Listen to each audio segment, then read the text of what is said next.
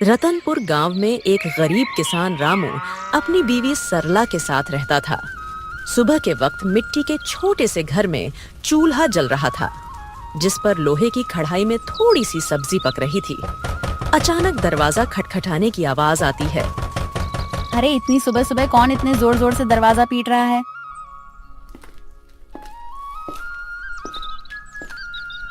दरवाजा खोलते ही सेठ हरीलाल गुस्से में लाल पीला खड़ा था, जो कि बहुत लालची और चालबाज है। वह हर किसी से 2 गुना ब्याज वसूलता था। रामू, बहुत हो गया तेरा नाटक। मेरे पैसे कहाँ हैं? सेठ जी, कल ही तो मैंने आपको पूरी रकम दे दी थी और पूरा हिसाब पक्का कर दिया था, और मैंने आपके पुराने पैसे भी कब के लौटा दिए हैं। देर की वजह से तेरा ब्याज बढ़ गया है। अब वो उधार तुझे 5 गुना ब्याज के साथ लौटाना होगा। 5 गुना? सेठ जी, ये तो अन्याय है। मैंने मेहनत करके ब्याज सहित पूरे पैसे चुका दिए हैं। मैं गरीब आदमी इतना भारी ब्याज कैसे दे सकता हूँ? ज्यादा जुबान मत चला। अगर पैसा नहीं दिया ना तो तेरे घर का ताला तोड़कर बर्तन कपड़ा सब उठा ले जाऊंगा। तेरी बैलगाड़ी भी बेच दूंगा। सेठ जी, गरीब का खून चूसकर आपको क्या मिलेगा? हमारे साथ ऐसा मत करिए। इतना ज्यादा ब्याज मैं नहीं दे पाऊंगा। पैसे तो तुझे देने ही पड़ेंगे। देख लूंगा मैं तुझे। याद रखना रामू, हरीलाल से पंगा लेना आसान नहीं है। सेठ रामू को धमकाते हुए चला जाता है, लेकिन जाते जाते अपने नौकर को कहता है, इस गरीब भिखारी की इतनी मजाल, मुझे ना बोलकर इसने गलती कर दी। इसे तो सबक सिखाना पड़ेगा ताकि गांव में बाकी गरीब भी डर में रहे। आप बताइए, ये जिंदगी कब बदलेगी? रोज रोज 2 वक्त की रोटी के लिए जूझना पड़ता है।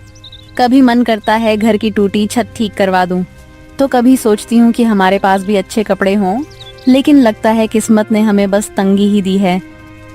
मुझे पता है तुम्हें तकलीफ है, पर मैं क्या करूं? खेत छोटे हैं, बारिश वक्त पर नहीं होती, ऊपर से कर्ज का बोझ भी सर पर है। मैं दिन रात मेहनत करूं, तब हमारे हिस्से में यही नमक रोटी आती है। मेहनत? हाँ, मेहनत तो आप करते हैं, लेकिन भगवान हमारी सुनता ही कहाँ है। लगता है जैसे भाग्य ने हमें इस गरीबी में ही सड़ने के लिए भेजा है। सरला ने आह भरी, पर चुपचाप सब्जी पकाने लगी। कमरे में सन्नाटा था।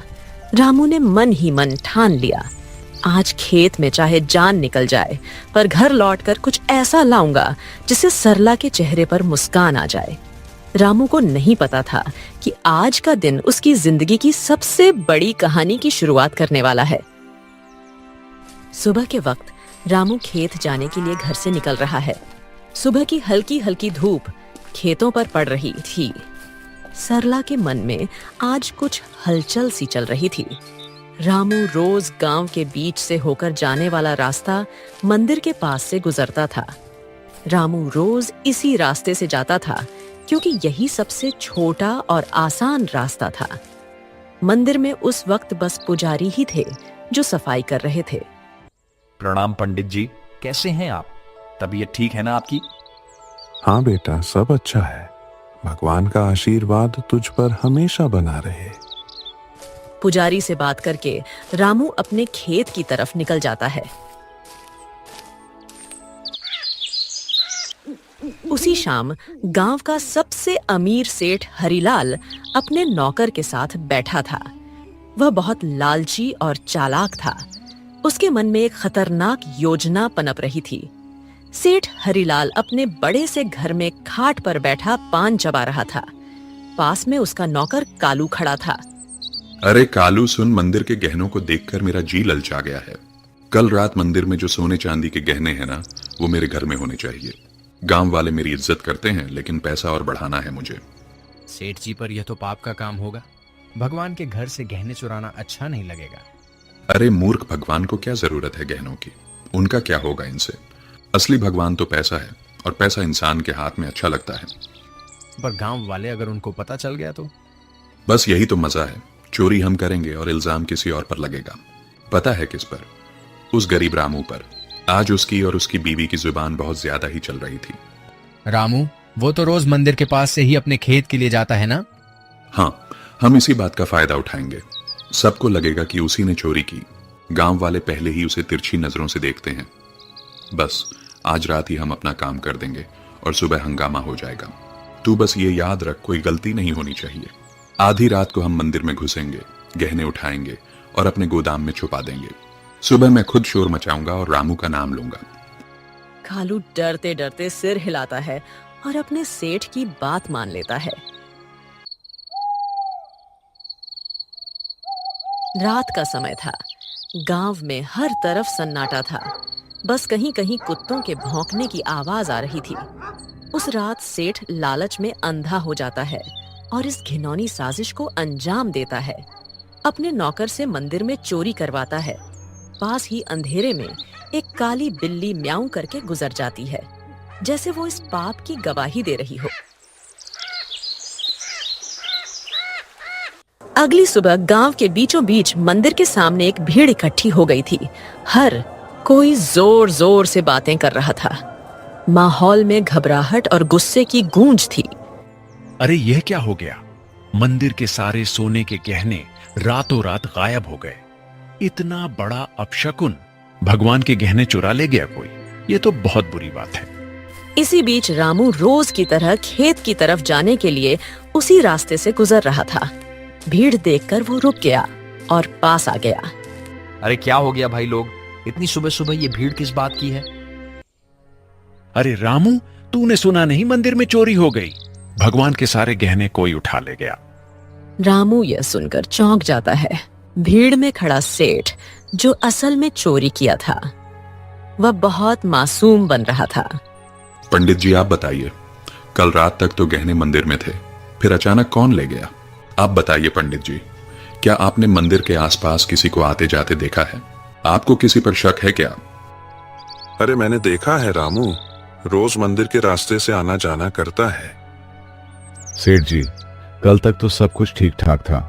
मंदिर के पास से तो कई लोग गुजरते हैं, लेकिन रोज सुबह सुबह खेत की तरफ जाने के लिए रामू इधर से निकलता है। मगर रामू ऐसा काम करेगा मुझे नहीं लगता। अरे पंडित जी, जमाना खराब है, आदमी की नीयत कब बदल जाए क्या पता।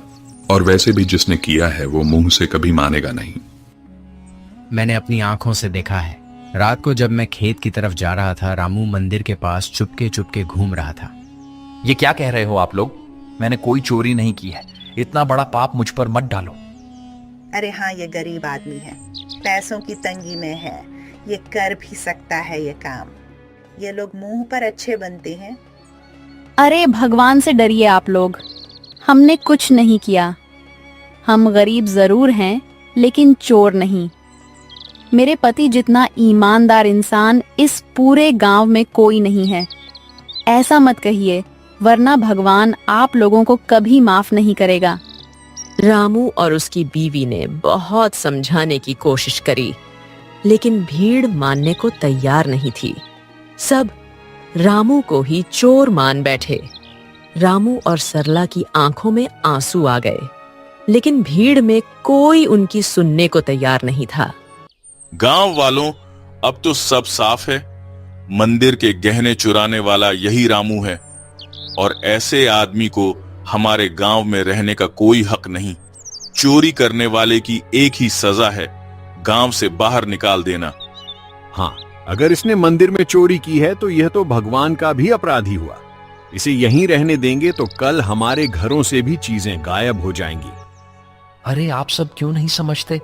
मैं निर्दोष हूं। मैंने कोई चोरी नहीं की। मैं तो रोज के जैसे अपने खेत जा रहा था। मुझ पर इतना बड़ा इल्जाम मत डालिए। भीड़ में जोर जोर से आवाजें गूंजने लगी, निकालो इसे, निकालो इसे गांव से। भीड़ में हलचल मच गई। लोग एक दूसरे से कान्हा फूंसी करने लगे। रामू और सरला की आंखों में आंसू भर आए। उन्होंने कई बार सफाई देने की कोशिश की, लेकिन किसी ने उनकी नहीं सुनी। सबने मिलकर उन्हें गांव के बाहर निकाल दिया। रामू और सरला मजबूर होकर गांव छोड़कर चले गए। रामू और सरला रोते रोते गांव छोड़ चुके थे। गांव के बाहर एक सुनसान जगह पर टूटी फूटी झाड़ियों और कंटीली झाड़ियों के बीच एक पुरानी पड़ी झोपड़ी मिली। मजबूरी में वहीं उनका नया घर बन गया। सुनिए जी, यह जगह कितनी सुनसान है। न पास में कोई इंसान, यहाँ आसपास की झोपड़ियों में कोई रहता भी नहीं है। न खाने को कुछ है। अब हम क्या करेंगे? क्या करें सरला? जब अपना गांव ही हमें ठुकरा दे तो कहीं और सहारा ढूंढना पड़ता है। यही हमारी तकदीर है। मैं तो ये सोच रहा हूं आखिर चोरी की किसने है, और इल्जाम मुझ पर डाल दिया गया। मैं असली चोर का पता लगाकर रहूंगा। दिन ढल गया। सरला रोते रोते सो गई। रामू सारी रात परेशान बैठा रहा।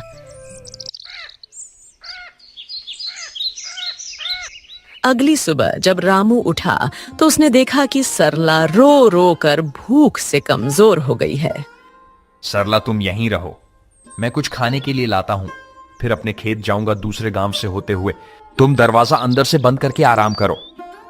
इतना कहकर रामू जंगल की ओर चल गया।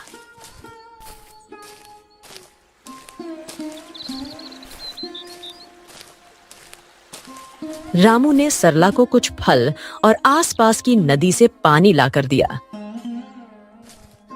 रामू दूसरे गांव से होते हुए अपने खेत जाने के लिए निकल गया।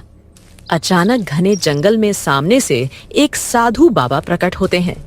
उनकी लंबी दाढ़ी और वस्त्र उन्हें अलग ही आभा दे रहे थे। रामू उनके पास गया। बेटा, तू कौन है? तेरे चेहरे पर चिंता की रेखाएं साफ दिख रही हैं। बाबा, मैं इस गांव का ही रहने वाला हूं, पर अब गांव वालों ने मुझे निकाल दिया है। सब लोग मुझ पर चोरी का झूठा इल्जाम लगा रहे हैं। मैंने कोई चोरी नहीं की। रामू रोते रोते साधु बाबा को पूरी कहानी बताता है। सेठ का कर्ज, गांव वालों का इल्जाम और मंदिर से चोरी की घटना। बेटा, तेरी आंखों में छल नहीं है। तू सच्चा और साफ दिल का इंसान है। तेरी पीड़ा मैं समझ सकता हूं। ये दुनिया अक्सर गरीब पर झूठा इल्जाम लगा देती है, पर चिंता मत कर, भगवान न्याय करते हैं। असली चोर जल्द ही सामने आएगा। यह मेरा आशीर्वाद है। पर बाबा, कैसे? सब मुझे ही दोषी मान रहे हैं। गांव छोड़कर मैं और मेरी पत्नी यहां भूखे प्यासे पड़े हैं। कोई मेरी बात मानने को तैयार नहीं है। मैं कैसे साबित करूं कि मैं निर्दोष हूं? इस जंगल में एक श्रापित जानवर रहता है। उसने अपनी आंखों से असली चोर को देखा है। वही तुझे सच तक पहुंचने में मदद करेगा। पर ध्यान रहे, उस जानवर को ढूंढना आसान नहीं है। उसके पास जाना होगा, उसका विश्वास जीतना होगा, तभी वह तेरी मदद करेगा। श्रापित जानवर बाबा, वह कौन है? मैं उसे कैसे ढूंढूं? यहां जंगल में तो बहुत से जानवर हैं। वह एक श्रापित काली बिल्ली है। सच यह है कि उसकी आंखों ने वह दृश्य देखा है जो किसी और ने नहीं देखा। जा बेटा, उस जानवर को ढूंढ और उससे मदद मांग। वो बिल्ली तेरी जिंदगी बदल देगी। भगवान तेरा साथ देंगे। जा बेटा, सत्य की शक्ति तेरे साथ है। साधु बाबा रामू को आशीर्वाद देकर अचानक गायब हो गए। रामू समझ गया था कि यह भगवान की लीला है। रामू तुरंत ही बाबा के बताए अनुसार उस बिल्ली को ढूंढने के लिए निकल गया। जंगल का सन्नाटा, पत्तों की सरसराहट। रामू थका हारा, भूखा प्यासा, उम्मीद के सहारे इधर उधर भटक रहा था। उसने पूरा जंगल छान मारा, पर उसे वो काली बिल्ली कहीं नहीं मिली। दिन ढलने को आया। रामू अब निराश होकर अपनी झोपड़ी की तरफ जा रहा था। अचानक तभी उसकी नजर एक काली बिल्ली पर पड़ी। बिल्ली की चमकती आंखें दो अंगारों जैसी दिखाई दे रही थीं। ओ बिल्ली रानी, क्या तुम वही हो जिसके बारे में साधु बाबा ने कहा था? क्या तुमने उस रात देखा था? असली चोर कौन है? माँ, बिल्ली, क्या तुम मेरी मदद करोगी? मुझ पर झूठा इल्जाम लगाकर गांव से निकाल दिया गया है। क्या तुम सच जानती हो? मुझे बता दो, असली चोर कौन है? बिल्ली उसकी आंखों में देखती है। रामू का साफ दिल और अच्छी नीयत देखकर जैसे उसे सब समझ आ गया हो। अचानक बिल्ली की आंखों से एक अजीब सी चमक निकलती है और वह इंसानी आवाज में बोल उठती है। रामू, तुम्हारे साथ बहुत बड़ा अन्याय हुआ है। मंदिर के गहने तुमने नहीं चुराए। असली चोर तुम्हारे गांव का सेठ और उसका नौकर है। दोनों ने मिलकर मंदिर से गहने चुराए और चोरी का इल्जाम तुम्हारे सिर पर चढ़ा दिया ताकि कोई शक न करे। सेठ जानता था कि तुम गरीब हो, तुम्हारे पास कोई सबूत नहीं होगा, इसलिए उसने चालाकी से तुम्हें बलि का बकरा बना दिया। क्या गांव का सेठ, वही जो सबसे धर्म और दान की बातें करता है, और उसका नौकर भी तो यही सच्चाई है? गांव वालों ने मेरी ईमानदारी पर शक किया और असली अपराधी चैन से सो रहा है। मां बिल्ली, अब मैं क्या करूं? यह सच गांव वालों तक कैसे पहुंचाऊं? समय आने दो रामू, सच को कोई दबा नहीं सकता। मैं तुम्हारी मदद करूंगी। तुम मुझे कल गांव लेकर चलो।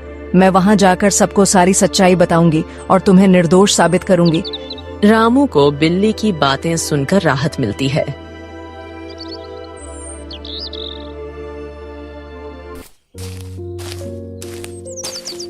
वह घर जाकर सरला को पूरी बात बताता है।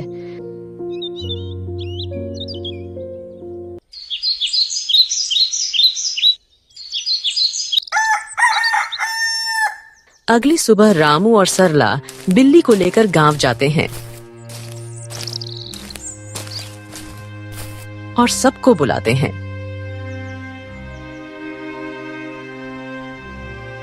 गांव वालों, आप सबने मुझे चोर बोलकर गांव से निकाल दिया था, पर असली चोर अभी भी गांव में ही बैठा है। आज मेरे पास एक गवाह है जो मुझे निर्दोष साबित करेगा। गांव वालों सुनो, असली चोर रामू नहीं है। मैंने अपनी आंखों से देखा है। मंदिर के गहने सेठ और उसके नौकर ने मिलकर चुराए हैं। अगर तुम्हें यकीन नहीं होता तो सेठ के घर जाकर देखो, मंदिर के गहने वहीं मिलेंगे। अरे, यह बिल्ली बोल कैसे रही है? चलो हम जाकर देखते हैं सेठ के घर गहने हैं या नहीं। वैसे भी सेठ ही हमें हमेशा धोखा देता रहा है। बिल्ली को बोलता देख सब चौंक जाते हैं और गांव के कुछ लोग सेठ के घर जाते हैं। उनको गहने सेठ के घर में मिल जाते हैं। अब पूरे गांव में बातें होने लगी। सेठ चोर है, सेठ चोर है। सब बोलने लगे। सेठ ने चालाकी से अपने नौकर को इशारा करा और सारा इल्जाम नौकर पर डाल दिया। अरे नहीं नहीं, मैं चोर नहीं हूं। ये सब मेरे नौकर की करतूत है। उसने ही चोरी की है। मैं तो खुद हैरान हूं। झूठ मत बोलिए सेठ जी, आप सबसे ब्याज में 4 गुना पैसे वसूलते हो, अब चोरी भी करवा रहे हो। ठीक है, अगर तुम सब कहते हो तो इस नौकर को सजा मैं दूंगा, क्योंकि यही असली चोर है। मुझे इस बारे में कुछ नहीं पता था। सेठ ने पूरे गहने वापस मंदिर में रखवा दिए। अब गांव में उसकी कोई इज्जत नहीं करता है। पूरे गांव वालों ने रामू से माफी मांगी। उन्हें अपनी गलती का एहसास हो गया। सबने पूरे आदर सम्मान के साथ रामू और सरला को गांव वापस बुलाया।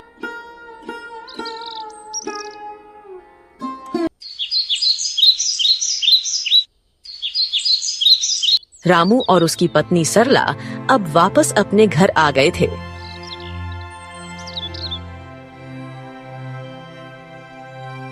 शाम का समय, हल्की ठंडी हवा चल रही है। रामू बोलने वाली बिल्ली के साथ खेत की तरफ जा रहा था।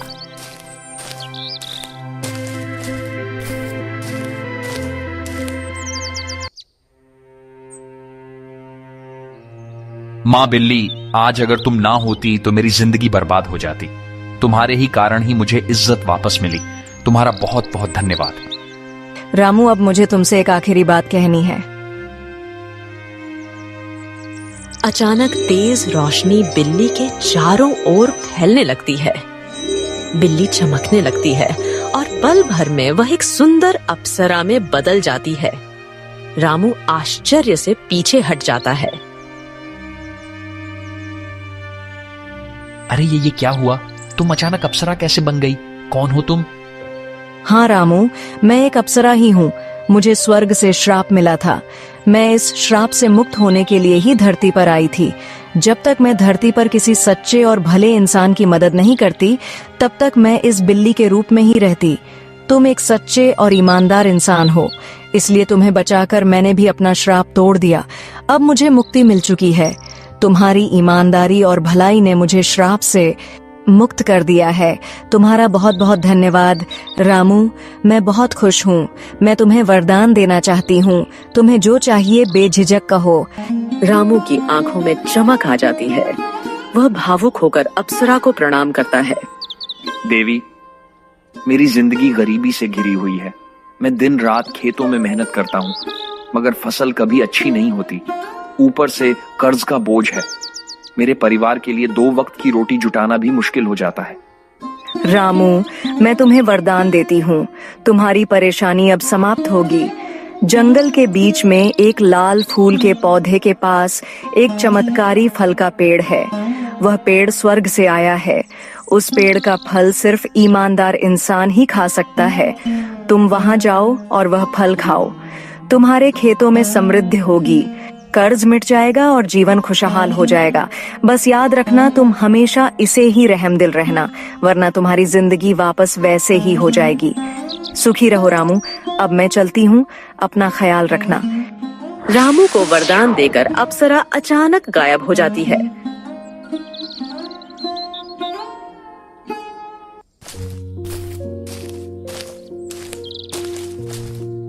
रामू जंगल में चारों तरफ उस चमत्कारी पेड़ को ढूंढता है। सूरज ढलने को होता है।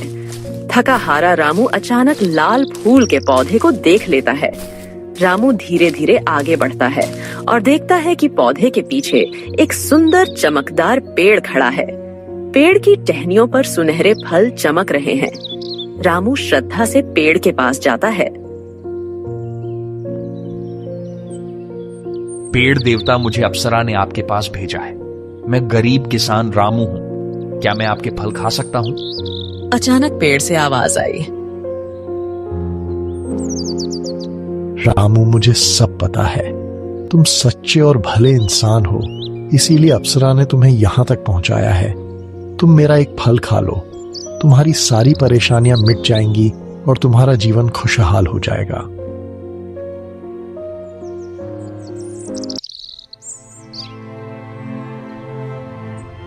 रामू पेड़ से एक सुनहरा फल तोड़कर खाता है। अचानक उसके शरीर में एक अजीब सी ऊर्जा दौड़ जाती है। वह पेड़ को धन्यवाद करके अपने घर की ओर निकल जाता है। और जैसे ही वह घर के पास पहुंचता है, उसकी झोपड़ी एक सुंदर बड़ा आलीशान घर में बदल जाती है। रामू दंग रह जाता है। उसकी पत्नी बाहर आकर चौंक जाती। अरे सुनिए, ये क्या हो गया? हमारी झोपड़ी कहाँ गई? इतना बड़ा घर कैसे बन गया? क्या यह घर हमारा है?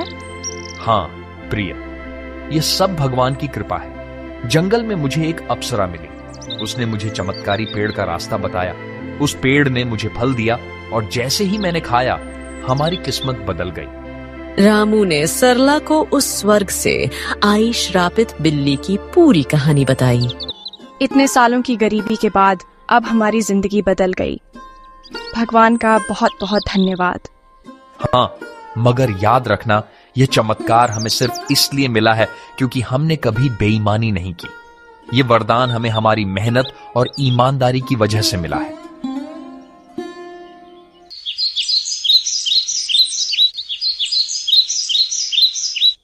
अब रामू और सरला अपने नए घर में खुशी से रहने लगे। पर रामू अब भी साधारण कपड़ों में ही रहता था। उसके अंदर जरा सा भी घमंड नहीं आया। उसने हमेशा उस अप्सरा की बात याद रखी। अब रामू गांव में सबकी मदद करने लगा। उसके घर में हमेशा अनाज भरा रहता था और मेहमानों के लिए दरवाजे खुले रहते थे।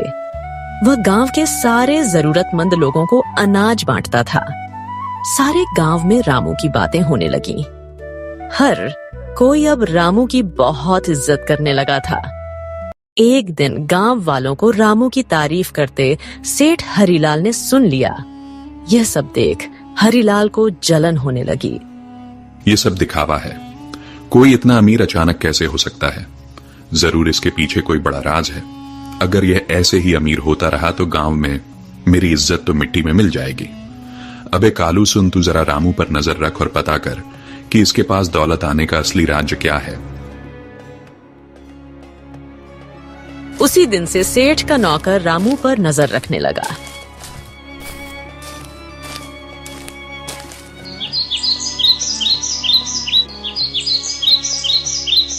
एक दिन सेठ का नौकर रामू का पीछा कर रहा था।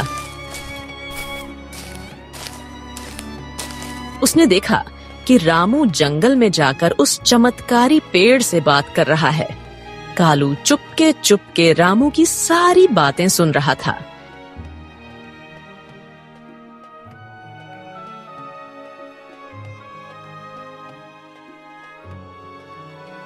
सेठ जी, मैंने सब देख लिया, सब पता कर लिया। रामू उस जंगल के बीच वाले पेड़ से बात कर रहा था। उसने उस पेड़ का फल खाया है जिसकी वजह से उसकी गरीबी दूर हुई और वह अमीर बन गया। क्या सच में? तो चल अभी उसी पेड़ के पास चलते हैं। अगर रामू अमीर हो सकता है तो मैं क्यों नहीं? मैं तो उससे भी बड़ा अमीर बनूंगा। मेरे पास तो पहले से ही ताकत और पैसा है। उस पेड़ को मैं अपनी मुट्ठी में कर लूंगा। सेठ लालच में आकर तुरंत अपने नौकर के साथ जंगल की ओर निकल गया। पर उसे क्या पता था, आज यह लालच उसे ले डूबेगी। वो लोग पेड़ के पास पहुंचे और फल तोड़ने की कोशिश करते हैं, पर एक भी फल उनसे नहीं टूटता। सेठ गुस्से में आकर पेड़ से कहता है, ओ पेड़, सुना है तूने रामू को फल देकर अमीर बनाया है। अब मुझे भी अपने फल दे, जल्दी कर। मैं इस पूरे गांव का सबसे बड़ा आदमी हूं। अब मैं और भी शक्तिशाली बनना चाहता हूं। सेठ, तू लालची है, अहंकारी है और बेईमान है। मैं अपना फल सिर्फ उसी को देता हूं जिसके दिल में दूसरों के लिए करुणा हो, जो ईमानदार हो और सच्चा हो। तेरे दिल में सिर्फ लालच और घमंड है, इसलिए तुझे कभी यह फल नहीं मिलेगा। क्या कहा? तू मुझे फल नहीं देगा? अरे मूर्ख पेड़, अगर तू मुझे फल नहीं देगा तो मैं तुझे जड़ से काट दूंगा। तेरे जैसे 1000 पेड़ मैं खरीद सकता हूं मैं। अब तू देख, तुझे काट कर मैं तेरे सारे फल ले लूंगा। अबे कालू, कुल्हाड़ी उठा और इसे काट डाल। गांव जाकर उस रामू को भी आज मैं खत्म कर दूंगा।